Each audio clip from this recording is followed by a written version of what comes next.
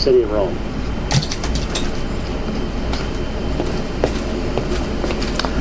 Good morning, my friends. Where the Well, it's evening. It's about 6 p.m. I just got back from work. It's a heat wave, so I've got the air conditioner on, and I can't do this with the air conditioner off. Anyway, so let's just get going and get straight to it. Thank you very much for tuning in, and I need some glasses. Apparently, I put them somewhere.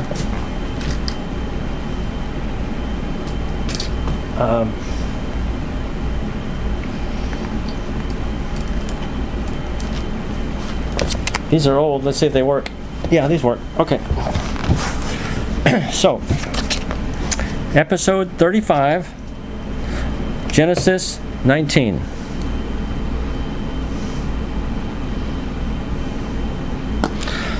And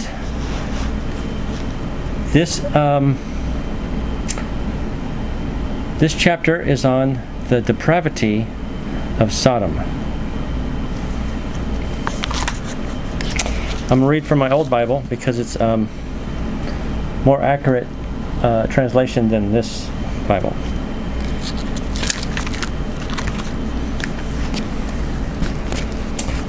But I like the notes, the side notes this one has. Okay, so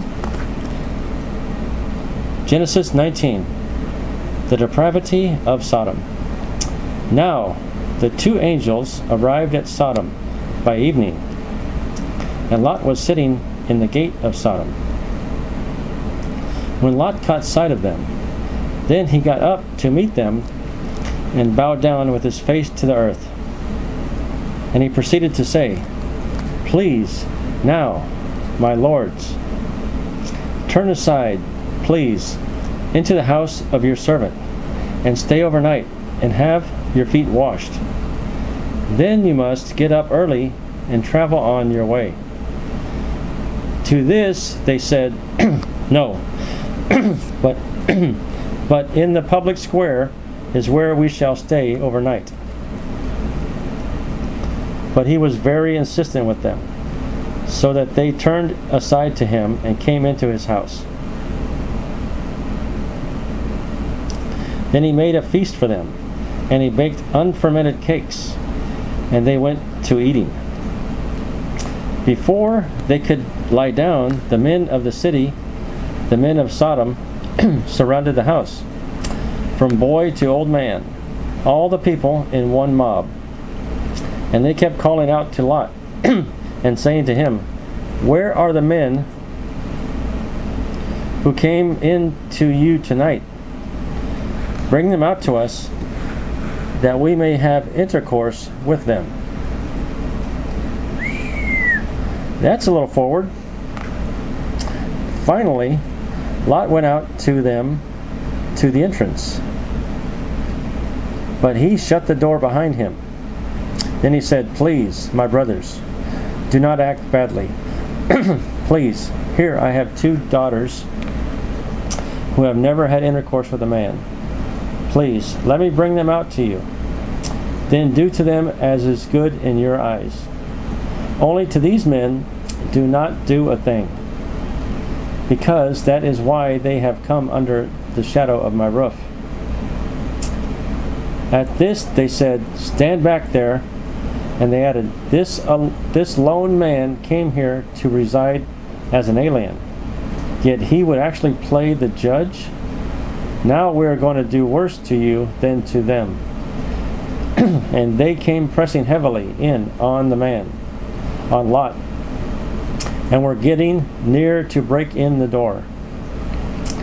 So the men thrust out their hands and brought Lot into them, into the house, and they shut the door. But they struck with blindness the men who were at the entrance of the house, from the least to the greatest, so that they were wearing themselves out trying to find the entrance. Then the men said to Lot, "Do you have anyone else here, son-in-law and your sons and your daughters, and all who are yours in the city? Bring out of the place. For we are bringing this place to ruin, because the outcry against them has grown loud before Yahweh, so that Yahweh sent us to bring the city to ruin. Oh, the men. Okay, the travelers. I thought it was the belligerents. It says the men said to Lot. Okay, the men are the two angels. Then the men, the two angels, said to Lot, "Do you have anyone else here? Son-in-law, and your sons and your daughters, and all who are yours in the city? Bring out of the place." Oh, he's saying, get your family together and your friends and get them out of the city. For we are bringing this place to ruin. The two angels are disgusted, and they're going to destroy the city. He's telling him, get his family out of there. Because the outcry against them has grown loud before Yahweh, so that Yahweh sent us to bring the city to ruin. Oh, actually, God ordered the two angels to go there and destroy the city. Hence, Lot went on out and began to speak to his sons-in-law, who were to take his daughters, and he kept on saying, get up, get out of this place, because Yahweh is bringing the city to ruin. But in the eyes of his sons-in-law, he seemed like a man who was joking. However, when the dawn ascended, then the angels became urgent with Lot, saying, get up, take your wife and your two daughters who are found here, for fear you may be swept away in the error of the city. When he kept lingering, then in the compassion of Yahweh upon him, the men seized hold of his hand and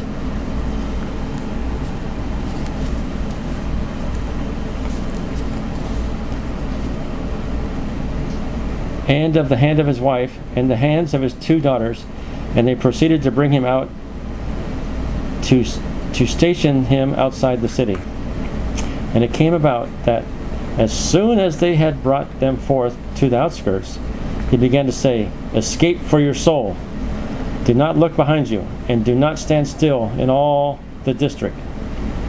Escape to the mountainous region, for fear you may be swept away. Then Lot said to them, not that, please, Yahweh. Please, now your servant has found favor in your eyes, so that you are magnifying your loving kindness, which you have exercised with me to preserve my soul alive. But I am not able to escape to the mountainous region, for fear calamity may keep close to me, and I certainly die. Please now, this city is nearby to flee.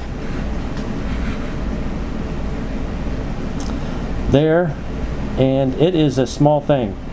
May I please escape there? Is it not a small thing? And my soul will live on? So he said to him, here I do not show you consideration to this extent also, but my not overthrowing the city of which you have spoken. Hurry, escape there, because I am not able to do a thing until you're arriving there. That is why he called the name of the city Zoar. The sun had gone forth over the land when Lot arrived at Zoar. Then Yahweh made it rain sulfur and fire from Yahweh, from the heavens, upon Sodom and upon Gomorrah.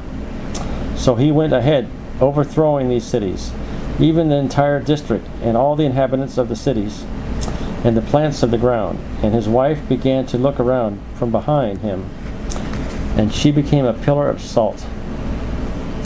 Now Abraham made his way early in the morning to the place where he had stood before Yahweh. Then he looked down toward Sodom and Gomorrah, and toward all the land of the district, and saw a sight. Why? Here thick smoke ascending from the land like the thick smoke of a kiln. And it came about that when God brought the cities of the district to ruin, God kept Abraham in mind, and that he took steps to send Lot out of the midst of the overthrow, when overthrowing the cities among which Lot had been dwelling. Later Lot went up from Zoar and began dwelling in the mountainous region, and his 2 daughters along with him, because he got afraid of dwelling in Zoar. So he began dwelling in a cave, he and his 2 daughters. And the firstborn proceeded to say to the younger woman, "Our father is old, and there is not a man in the land to have relations with us according to the way of the whole earth. Come, let us give our father wine to drink, and let us lie down with him, and preserve offspring from our father." So they kept giving their father wine to drink during that night. Then the firstborn went in and lay with her father, but he did not know when she lay down and when she got up.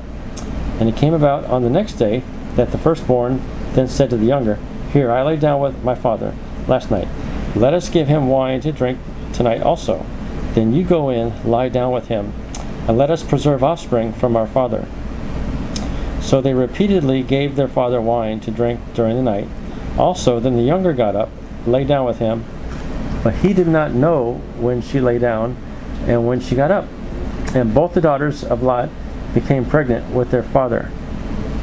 In time, the firstborn became mother to a son, and called his name Moab. He is the father of Moab to this day. As for the younger, she too gave birth to a son, and then called his name Ben-Ami. He is the father of the sons of Ammon to this day. That is the end of Genesis 19. Wow.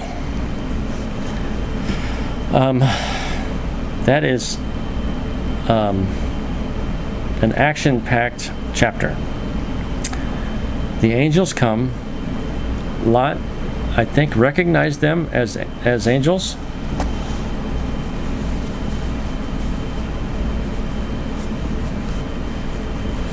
And took it upon himself to protect them from the crazy people of Sodom, even to the point where he offered up his own daughters and told the mob that they could do whatever they want to his virgin daughters. That I cannot understand. But maybe he was so impressed with these angels that it seemed like a logical thing to do to save these angels. I don't know. But apparently it wasn't bad.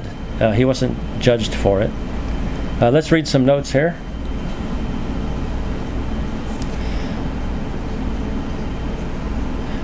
Okay, in the Genesis account of Lot's movements, we see that Lot first gained the grasslands near Sodom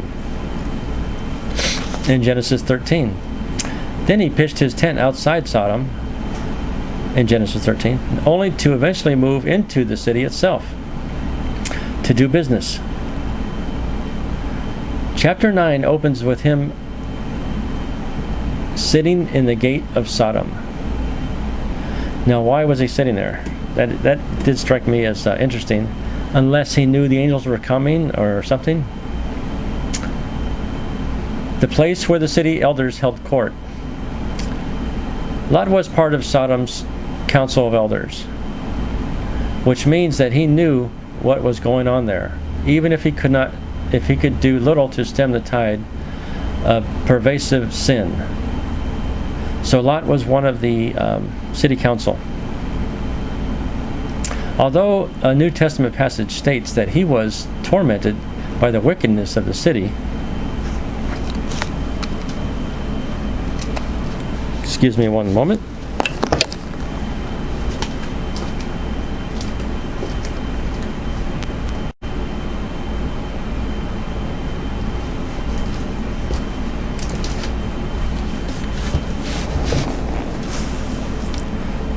All right. And this is going over the notes of Genesis 19. In Genesis' account of Lot's movements, we see that Lot first gained the grasslands near Sodom in Genesis 13, only to eventually move into the city itself, as that's where he wanted to do business. In chapter 19, the beginning, it starts with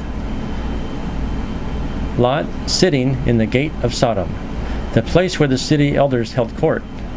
Lot was part of Sodom's council of elders.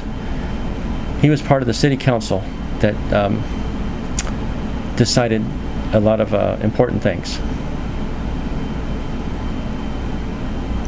This, which means that he knew what was going on there. Even if he could do little to stem the tide of pervasive sin, even though a New Testament passage states that he was tormented by the wickedness of the city. You can see this in 2 Peter 2. And even though he knew this, he still stayed in Sodom. Maybe he was doing lots of business there. I don't know. He didn't have the means to move. There are a lot of reasons people don't move. But this greatly contrasts with Abraham. Abraham lived in a tent, while Lot had a house. Maybe it was a standard of living thing. Lot wanted plumbing and a house and better food, less pest. Abraham was a pilgrim and a stranger in the land. Lot settled down in corrupt Sodom. When judgment fell on Sodom and Gomorrah, God extended mercy to Lot only because of Abraham. He remembered Abraham, as it said in verse 29.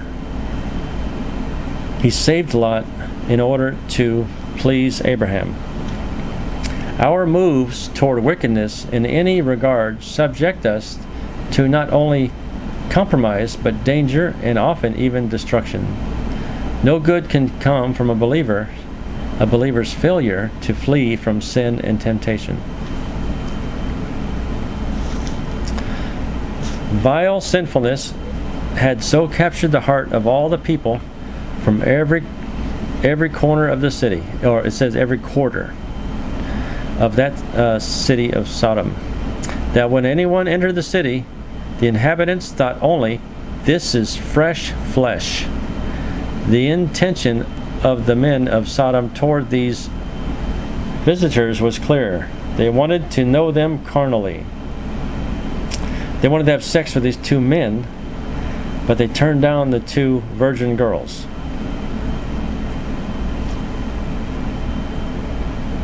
That's the world going topsy-turvy. Lot's words, calling the wicked men of Sodom brothers, and his offer to give up his two daughters to the mob, revealed how desperate he was for the two men to relent. Oh, the ancient code of hospitality required a person to protect his guest, but Lot went too far, and his angelic visitors had to rescue him. So there was something to be said about their ancient code of hospitality, feeding and taking care of your guest. I still think serving up his two virgin daughters was too much. But I wasn't there, and I don't know what it's like to be in front of an angel. Maybe you're trying to protect these two divine beings, and it could be overwhelming. That's the only thing I can assume, that it was so overwhelming, these two angels. And he felt he had to honor his code of hospitality, but also to sacrifice his own daughters. Well, he didn't offer to have them killed, but for this mob of men to rape his two daughters.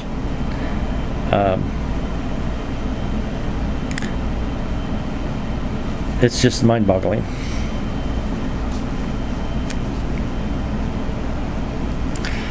And then it got out of Lot's hands, and the two angels had to rescue him. When the Lord decided to judge Sodom and Gomorrah, he warned Lot through the two men who were actually angels. The reaction of his sons-in-law shows that he had lost influence within his own family, because the sons-in-law are never mentioned again. They must have died in the destruction. Those who quit walking in the will of God stopped listening to him. Even on the day when God promised to judge Sodom, Lot was reluctant to leave. He insistently, in his insensitivity to God's truth, a consequence of his years in Sodom, caused him to resist God's rescue twice. Ultimately, the angels were forced to lead him out physically, along with his wife and daughters. They, the two angels, I guess, were ordered to save Lot, despite all of Lot's protesting. They drug him out of the city, because they had a job to do, and they were going to do it. And they warned Lot, and Lot would not listen to reason. He wanted to stay, he wanted to argue for them not to do it, and try to save more people.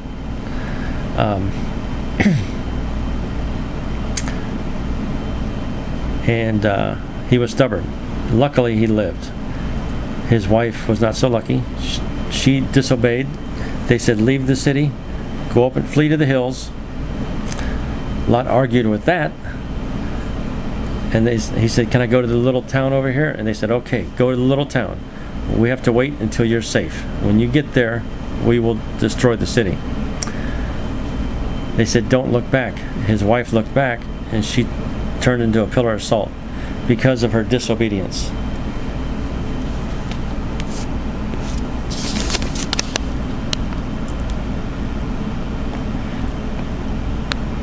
Ultimately, the angels were forced to lead him out physically, along with his wife and daughters.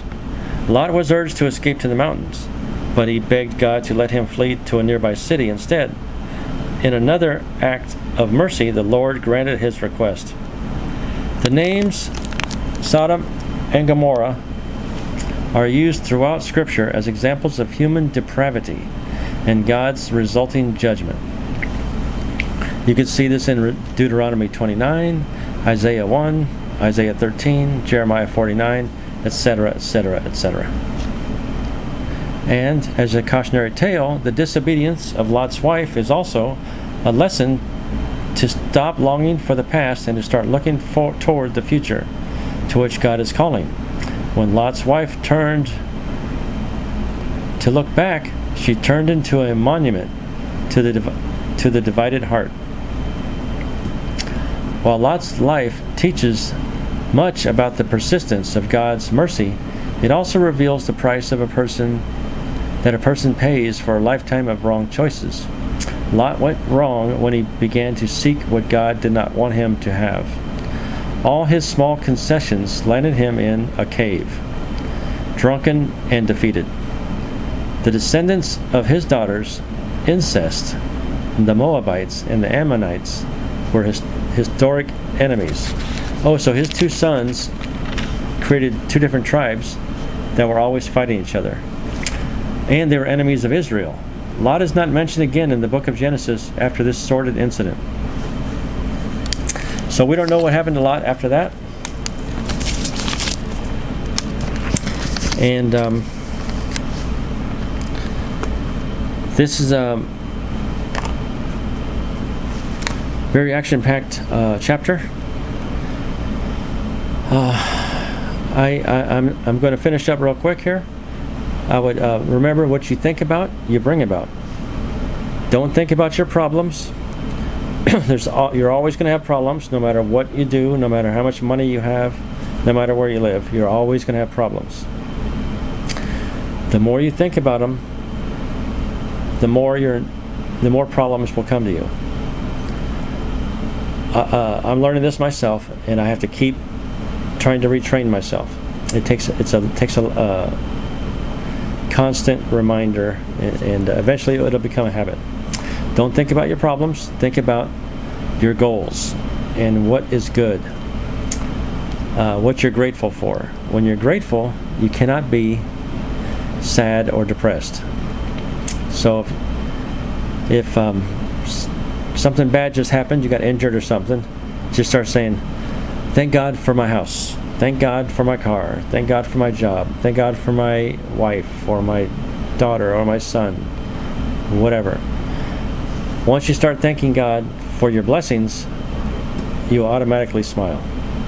Also, your posture can change your attitude, because if you sit up straight or stand up straight and smile, force yourself to smile, it actually releases a dopamine into your system and other hormones to make you feel better and happier. So your posture and your thoughts, your emotions follow your thoughts. So just think of good things as much as possible. And of course you have to think of bad things occasionally in order to learn and stuff, but try to focus on good things. Like it says in Philippians 4:8, finally, brethren, whatever is true, whatever is noble, whatever is right, whatever is pure, whatever is lovely or admirable, if anything is excellent or praiseworthy, think about these things. That's what Paul said. Maybe he wrote this when he was in prison. A lot of prisoners learn how to control their emotions as a survival tactic. There's one famous guy. He was a prisoner of war for like 7 years, and he's always happy now because he learned in prison that he had to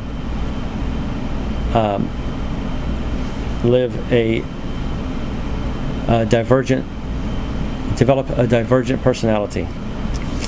So when your reality is too horrible to accept, you must develop a divergent reality, a good one, a happy one, a pleasant one, in order to survive your current situation. And he survived, and he's flourishing. This prisoner guy, he started a lot of businesses, very wealthy. I forgot his name right now, but it really works. So stay focused on good things and be positive. God bless you. Thank you very much for listening.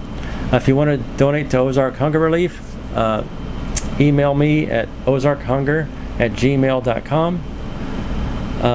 Please like and subscribe. God bless you. Thank you very much.